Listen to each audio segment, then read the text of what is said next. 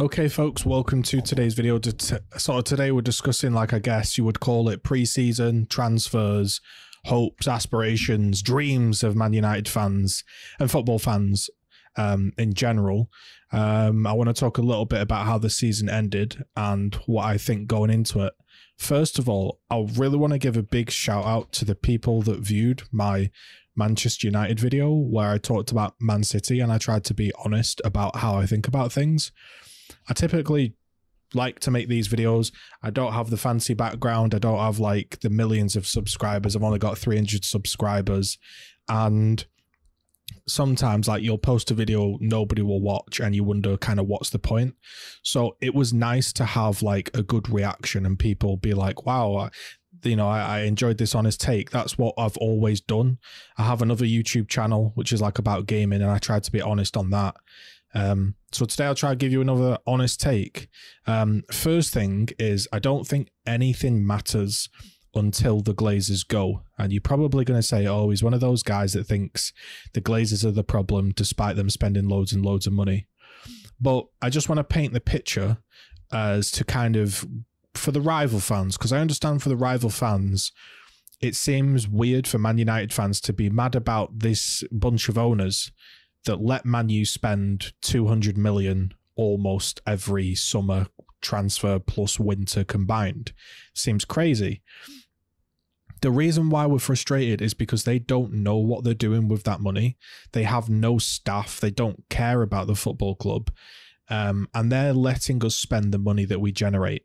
They're not dipping their hands in their pocket and saying, actually, I think if we get this player and we push ourselves a little bit, we can maybe not even go for a title, but maybe we can just get top four secured earlier than every single time it been like last 2 to 3 games scrapping around for top four.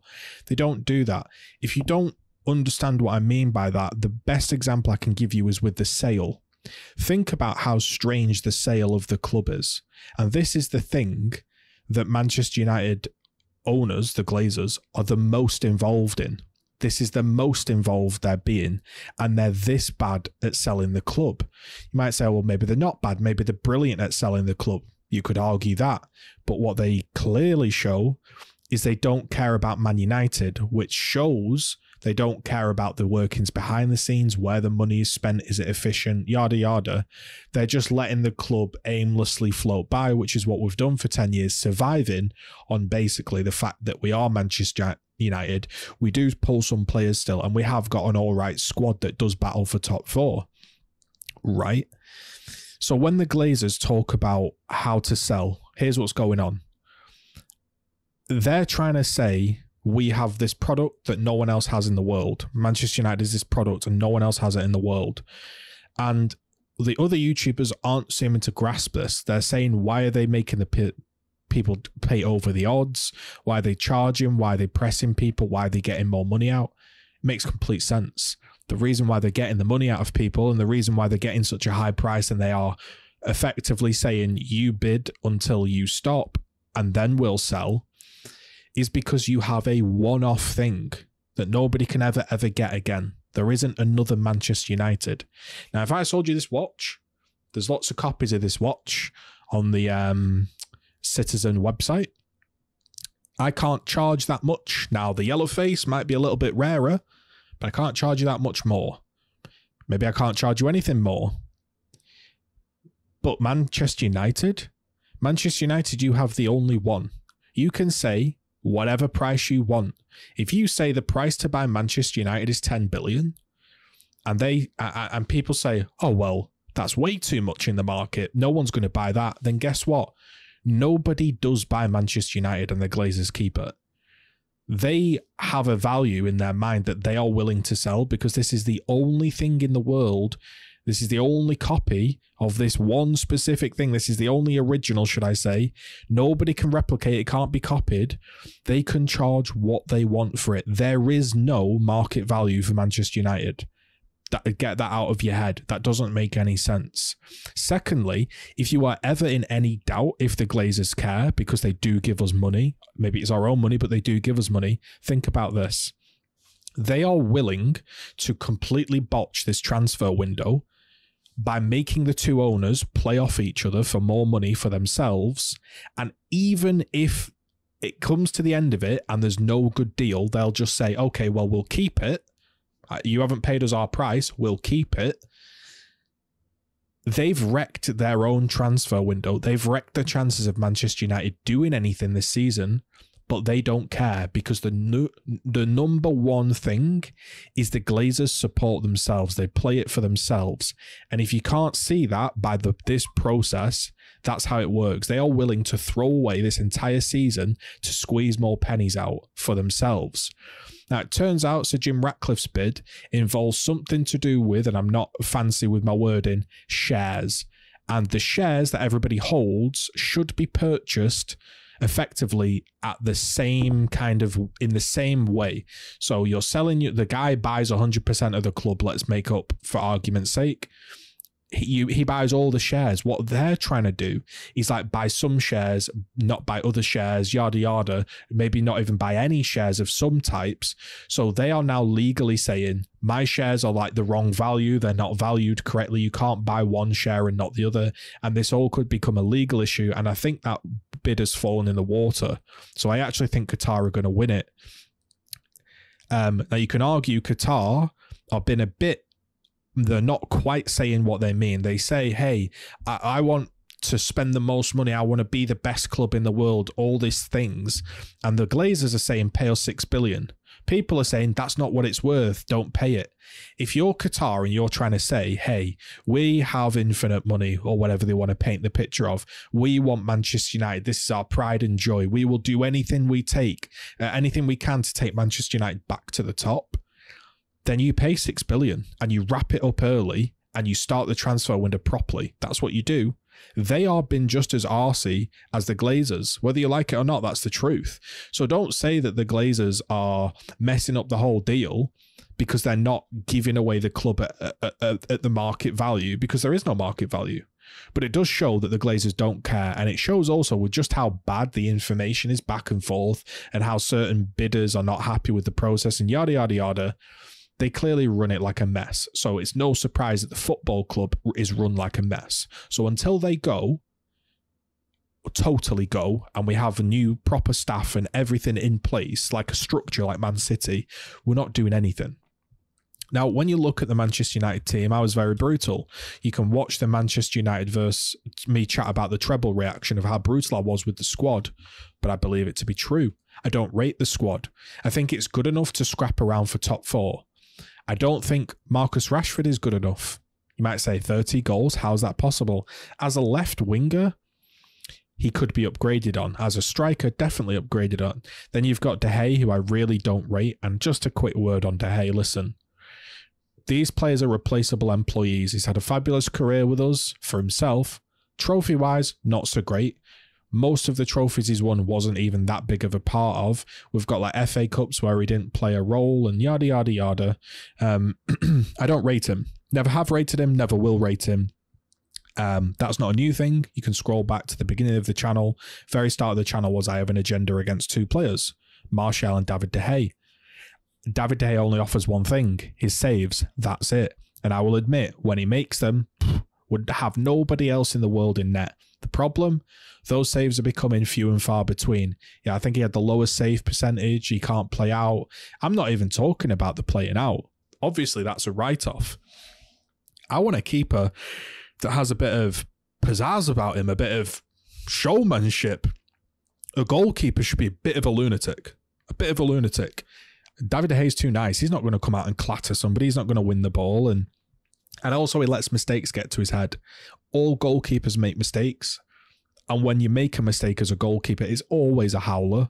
So when people are comparing goalkeepers and showing like, oh, don't get this goalkeeper because he made 15 howlers, every mistake you make as a goalkeeper is probably going to end up as a howler. It's just the nature of the job. But De Gea lets it get to him.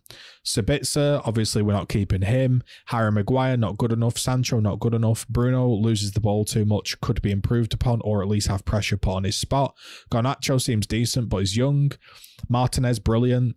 Weghorst obviously needs to go / has gone. Martial needs to go. Eriksen can't run, which is why we've got an 8 replacement in Mason Mount. If you're unaware, we've just signed Mason Mount for 55 million plus 5 million add-on if we win the Champions League or something. So it's 55 million. Varane, great player, injury prone, thinks he needs a leader. Don't think Varane on his own is brilliant. We've got Diallo, who I'd like to recall, think he's good. Wan-Bissaka and Dalot, I think we've decided that we're going to put the budget elsewhere. And this is the difference between like a club really striving to be the best and like a club just ticking along, which we are doing.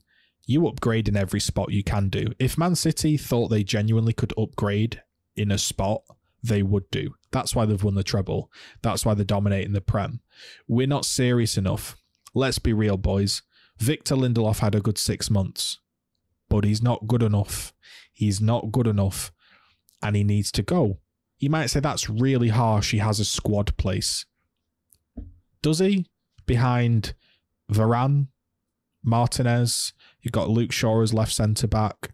You could have a new centre-back, and then where does he play? Maybe you keep him as a squad option. Is he happy with that? I don't know. Malacia doesn't seem good enough, to be completely honest, but he's young. Fred, not good enough. Scott McTominay, not good enough. Dalot, my opinion, he had a brilliant 6 months. Jury's out. Unsure on him. Van der Beek, we've still got him. Who? Alanga. You know what I mean? He's got less goal contributions than I think Foden has Prems. There's levels. And if you want to talk about winning Prems and titles, the squad needs to be improved. It's just a fact. It's not a arrogance thing. It's a fact. It's not good enough. And how do I know this? The last 10 years have shown it. And I think Ten Hag gets it. He's trying to say, I don't want a kid that's just there because he's a kid. I want you to be in the Manchester United squad because you're brilliant. Because that's what Manchester United should be. A set of brilliant players. I don't see a set of brilliant players. So we have to upgrade over time. And the reason it's difficult is because all of our deals get held up by Joel Glazer, if you didn't know. So basically, we have this situation where we come up with the idea of a player who does that, I don't know. Whether it's Ten Hag, then you check the budget, and then it's kind of like you might go back and forth a million times, but ultimately you keep having to ask Joel Glazer, are you happy with this? Well, Joel Glazer doesn't know anything about football. He famously still thinks that Martial is going to be the next Pele. That's a quote from like this year. He's not all there. So until they go, we're in the struggleville. In terms of hopes and aspirations, I'd have liked to have got new owners in, and my aspiration would have been something like an FA Cup and a really, really solid season. Maybe we don't win the title. Let's be honest, we're not going to win the title. Man City are probably going to do the record for winning the league 4 years in a row, if we've been honest. I don't think Arsenal are going to come back despite signing Rice. They need a proper striker. But we should be wrapping up top 4 a lot earlier and looking convincing. That's what we need to aim to do. We need to stop thinking about, are we going to get Champions League this year? We get Champions League. That's what we want. Manchester United, we get Champions League. Then, when you're consistently in the Champions League year on year on year on year, maybe you get some good draws, maybe you get more experience, more players become attracted to you, then your squad improves. People are having a go at Mason Mount. He's what we need. Eriksen can't play more than 20 minutes, and we need a player that has an eye for goal. And look, he's won a Champions League and assisted in a Champions League final. I want winners in my team. I want winners, and I want people that want to win. I want bad losers. That's what I want. I don't want none of this chicken shit fucking attitude, basically, of just like, they don't really care. In terms of Mason Greenwood, because I've been asked, what do I think? Honestly, people are going to hate me. I think he should play for Manchester United. Why? Well, I don't personally know all the facts. I've seen some leaked images. I've heard some audio. Sounds pretty bad. I have no idea what that context is. This is not something she even put out. This was like leaked onto her Instagram or something along those lines. Now, maybe he assaulted her. Sounds like it. I don't know. Point is, those two have seemingly sorted it all out, are having a child and got married. So it's done as far as I'm concerned, and he needs to get back fit and get in the team. Now, what I would do, big brain, the Zone channel would do, is I would say to the kind owners of Osimhen, I'd say, hello, would you like Mason Greenwood on loan for a year? We're going to buy Osimhen. Now your striker issue's sorted. This kid's really fucking good. Have him for a year, mate. He can play right wing. That's what I would do, personally. Ideal world, you buy Osimhen and you keep Greenwood and you get a proper squad. You know, that's how I see it. I'm not celebrating his return, but I think he should return. That's genuinely how I feel. Otherwise, if we're being honest, it means an allegation means the end of your career. Now, you could say it's not an allegation, mate. He's done it. Yeah, maybe, but in terms of the law and everything, it's an allegation. So if I go and accuse Messi or I go and accuse Declan Rice tomorrow and I say, here's some audio of Declan Rice doing X and Y to me, and it turns out that I turn off all the case and I squash the case, does Declan Rice now have to leave Arsenal and never play football again because I accused him? I don't feel comfortable with that. So I think the option is bring him back. I want to let you know that I'm going to be streaming on kick.com/GGZ. I'm probably going to do watch-alongs of the games. Maybe. But the point is, I'm always live on there. So if you want some football chats, hop on there. I'll probably be playing some game terribly, and I'll probably be in a grump because I'm playing the game terribly. But I'm more than happy to chat about football on there. It's a nice change of pace. So look, my goal, an ideal season, you have to lower standards. I don't believe we've got the squad to be brilliant. So my goal for this season, new owners, the Glazers fully gone, a new goalkeeper, and 2 or 3 really good signings, proper signings, not like, you know, oh, this guy might be good, like proper players. Mason Mount's a proper player. He might have not done great recently, but he was great under Tuchel. I'm sure we can get that back out of him. He's a good player, right? Don't care about the memes. He's a good player. And I'd like to secure top 4 nice and early. I'd like to play solid, not have these silly games where we just turn up and don't do anything. And I'd like a real striker.